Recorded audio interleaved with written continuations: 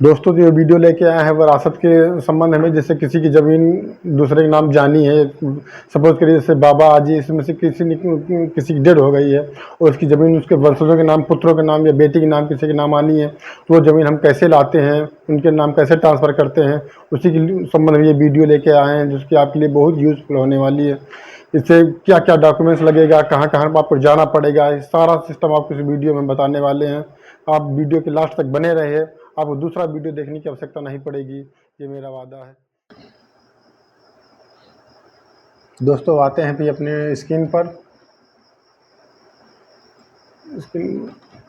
Google में आके डालते हैं विरासत ऑनलाइन, सिर्फ आपको ये डालना है, आएगा। उसके बाद राजस्व न्यायालय कंप्यूटर प्रणाली, इस पर आप क्लिक करेंगे। उसके बाद आपके पास ये ऑप्शन आ जाएगा खुल करके, उत्तराधिकार विरासत हेतु आवेदन।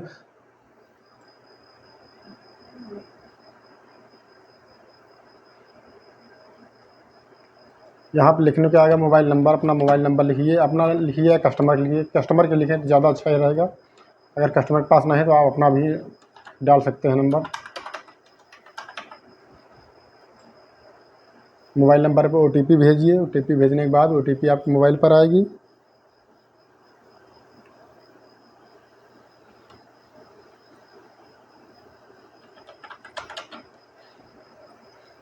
OTP डालने के बाद कैप्चा कोड डालिए,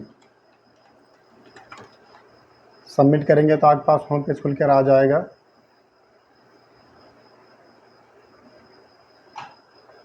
ऑलरेडी मैं इस पर कर रखा हूँ एक आवेदन, वो पहले से शो कर रहा, पर आपको जाना है मुख्य आवेदन की प्रविष्टियाँ, इस पर आप क्लिक करें। क्लिक करने के बाद दोस्तों, यहाँ पे आवेदक का नाम, ये आप ध्यान रखना कि जो मुखिया हो आपके घर में, जैसे 4 लोग हैं, 4 लोग में सबसे बड़ी जिसकी उम्र ज़्यादा हो, अधिक उम्र वाले का यहाँ पर आप डिटेल डालना है। जैसे सपोज करिए कि लेडीज़ है, लेडीज़ के 4 बच्चे हैं, तो आप लेडीज़ का नाम यहाँ सबसे पहले डालें। उसके बाद इनके पति का नाम यहाँ पड़ेगा। अगर लेडीज़ है तो पति के नाम पड़ेगा, अगर जेंट्स हो तो पति के नाम डालने के बाद आधार नंबर उनका डाला। अगर यहाँ पर उत्तर प्रदेश के हैं तो हाँ करिए। मोबाइल नंबर डालने के बाद यहाँ पर एड्रेस डालना है। एड्रेस आपको ऐसे डालना है जैसे आपका गांव है, गांव के बाद मजरे जो राजस्व गांव आपका होता है, राजस्व गांव के बाद आपका परगना के बाद तहसील के बाद डिस्ट्रिक्ट डालनी है। उसके बाद आप यहाँ पर सुरक्षित कर दें। उसके बाद खातेदार का नाम, जिसके नाम ज़मीन हो पहले से, जो ज़मीन अपने नाम ट्रांसफ़र करनी है, उसका नाम यहाँ डालें।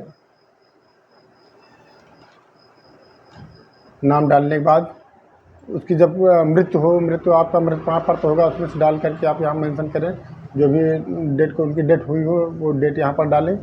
उसके बाद यहाँ उनके पिता का नाम डालें। पिता का नाम डालने के बाद उत्तराधिकार से, या मतलब ये ज़मीन उनकी खरीदी हुई है या स्वयं मतलब खरीदी है, उत्तराधिकार उनके पिता के नाम से उनके नाम आई है, तो ये उनके पिता के नाम से उनके नाम आई हो तो ये ज़मीन यहाँ पर उत्तराधिकार से ये क्लिक करना है आपको। अगर आप उनकी खरीदी हो तो यह स्वयं अर्जित की गई हो, उस पर करें। तो उत्तराधिकार से मतलब उनके पिता के नाम थी तो वो उनके नाम आई, ये डालना यहाँ पर उत्तराधिकार से। उसके बाद मंडल यहाँ सेलेक्ट करें। मंडल करने के बाद यहाँ पर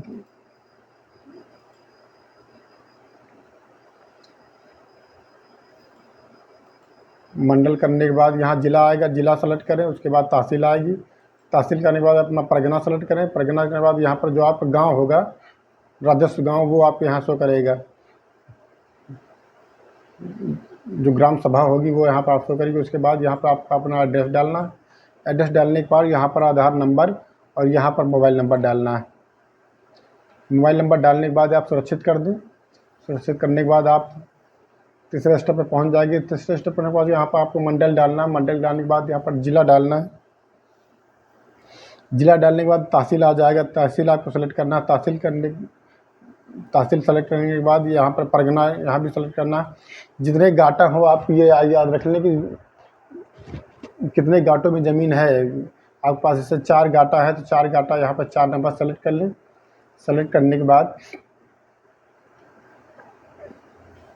यहाँ पर आपको गाटा नंबर डालना है। गाटा नंबर आप जैसे ही डालेंगे यहाँ पर उनका डिटेल शो हो जाएगा। उनका नाम आ जाएगा। नाम के सामने वाली ज़मीन पर क्लिक करना है। क्लिक करने के बाद आपको यहाँ पर ऐड हो जाएगा, ऑटोमेटिक ऐड हो जाएगा। उसके बाद दूसरा गाटा डालेंगे। दूसरा गाटा डालने के बाद जितने आपके पास गाटा हैं, क्रम बाई क्रम आप गाटा यहाँ पर डालते रहेंगे। गाटा डालने के बाद यहाँ पर उनका नाम आता रहेगा, ऐड ऑटोमेटिक हो जाएगा। उसके बाद सुरक्षित करना है। ये सुरक्षित करेंगे। सुरक्षित करने के बाद वारिसों की संख्या, यहाँ पर कितने लोगों के नाम वो ज़मीन ट्रांसफ़र होनी है, ये आपको सेलेक्ट कर लेना। इसी टाइम सेलेक्ट करने के बाद में ये नहीं सेलेक्ट होता है तो सपोज़ करना 5 लोगों के नाम ज़मीन जानी है, तो यहाँ पे सबसे पहले उनका नाम डालना है जिसकी उम्र ज़्यादा है। जैसे लेडीज़ है, जेंट्स ख़त्म हो गया, उसकी लेडीज़ है तो लेडीज़ का नाम यहाँ पड़ेगा। अगर लेडीज़ नहीं है, पुत्रों के नाम ज़मीन जानी, तो जो पुत्र सबसे बड़ा हो उसका नाम यहाँ सबसे पहले डालेंगे। उसके बाद नाम डालेंगे। नाम डालने के बाद यहाँ पर सेलेक्ट करेंगे। उसके बाद यहाँ पर पिता का नाम उनके डालना है।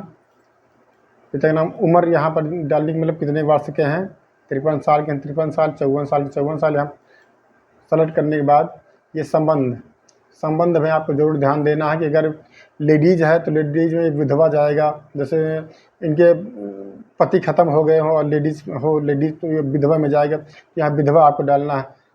अगर ये पुत्री है, पुत्री की शादी नहीं हुई है तो यहाँ पर ये सेलेक्ट करेंगे। अगर उनके बच्चों के नाम ज़मीन जाननी है तो पुत्र, पुत्रा एवं क्रम पुंजातीय वंशज पुत्र, यहाँ पर उनके बच्चे अगर लड़के हैं तो लड़कों के नाम यहाँ पर जाएगी ज़मीन। ये ज़मीन आपको क्लिक करना है।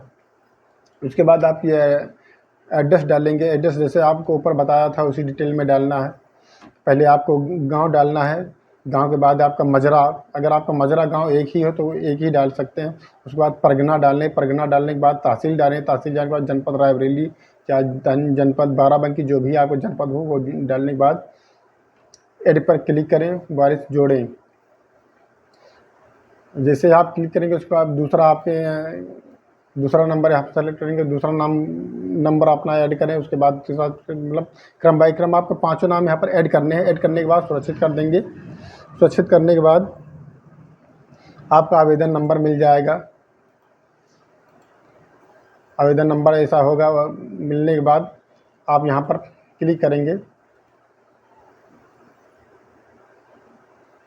ये आपको प्रिंट आउट कर लेना है। प्रिंट आउट करने के बाद परिवार स्तर नकल और आधार कार्ड, सबके जितने वारिस हैं जिसके नाम ज़मीन जानी है, आधार कार्ड, परिवार नकल, डेथ सर्टिफिकेट।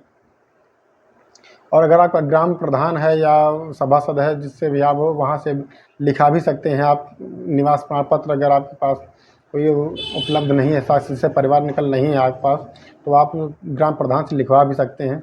लिखवाने के बाद ये सारे डॉक्यूमेंट्स जितनी आपके पास खतौनी है, खतौनी लगा कर आप लेखपाल के पास, अपने क्षेत्रीय लेखपाल, आपका जो भी लेखपाल होगा आपके पास, लेखपाल जिससे संपर्क नहीं है कि लेखपाल कौन सा है, तो आप अपने ग्राम प्रधान से, आप ग्राम कोटा से, जो आप यहाँ कोटा गेहूँ राशन वगैरह बांटते हो, उनसे आप संपर्क कर सकते हैं। वो आपको अपना लेखपाल का नंबर दे देंगे।